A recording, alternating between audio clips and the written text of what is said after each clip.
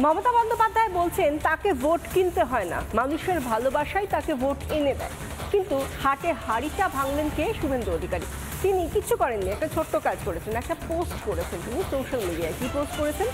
রায়গঞ্জের যিনি তৃণমূলের বিধায়ক কৃষ্ণ কল্যাণী, তাঁরই একটি ভাইরাল বক্তব্য পোস্ট করেছেন, যেখানে কৃষ্ণ কল্যাণী তৃণমূলেরই বিধায়ক, তিনি বলছেন যে ঠিক কত টাকা দিলে, ঠিক কত টাকায় তৃণমূলের এক একটা ভোট কেনা হয়েছে। ভোট কিনি না, টাকা দিয়ে ভোট কিনি না।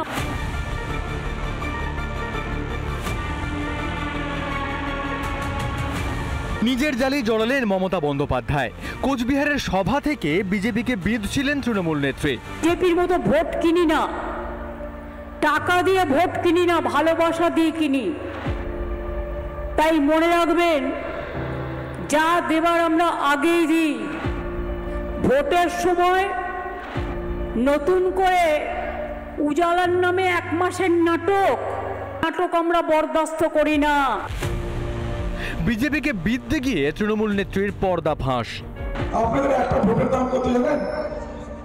আমি বলতেছি মিনিমাম 60,000। প্রত্যেক মাসে লক্ষ্মীর ভান্ডার পাচ্ছেন 1000 টাকা, 12 মাসে, 1 বছরে 12 মাস 12,000 টাকা, আর 5 বছর হয়ে যায় তখন 5 × 60। তো 60,000 টাকা কমে ভোট দিবেন? আর 60,000 টাকা কেউ যদি দেয়, আমি বলবো না ভাই, আমাদের মুখ্যমন্ত্রী থেকে বেশি দিচ্ছেন, এবার আপনারা যা পারবেন তাই করবেন। রায়গঞ্জের বিধায়কের বিতর্কিত এই ভিডিও পোস্ট বিরোধী দলনেতার। বিজেপির মতো নাকি ভোট কেনে না তৃণমূল? আজকে কোচবিহারের জনসভা থেকে দাবি করেছেন মুখ্যমন্ত্রী মমতা বন্দ্যোপাধ্যায়। রাজ্যের বিরোধী দলনেতা শুভেন্দু অধিকারী কৃষ্ণ কল্যাণীর ভিডিও ফাঁস করে তিনি রীতিমতো পর্দা ফাঁস করে দিয়েছেন। কৃষ্ণ কল্যাণী অবশ্য একা নন। এর আগে তৃণমূল সাংসদ মহুয়া মৈত্র একই পথে হেঁটেছিলেন। এক একটা এসসি বুথে আমরা 1000 টাকা লক্ষ্মীর ভান্ডার পেরে এসসি মহিলারা 1200 টাকা পায়, অথচ প্রত্যেকটা এসসি বুথে, নমশূদ্র বুথে, মতুয়া বুথে 100টা ভোট খুললে 85টা বিজেপি, 15টা অন্যান্য পার্টি। বাপরে বাপরে বাপ! কাজের সময় মমতা, রাস্তার সময় মমতা, কাঠের মালা করে সব তো চলে আসেন ভাই ভাতা নিতে, তখন কি হয়? তৃণমূলের এই সংস্কৃতিকে বিঁধেছে বিজেপি।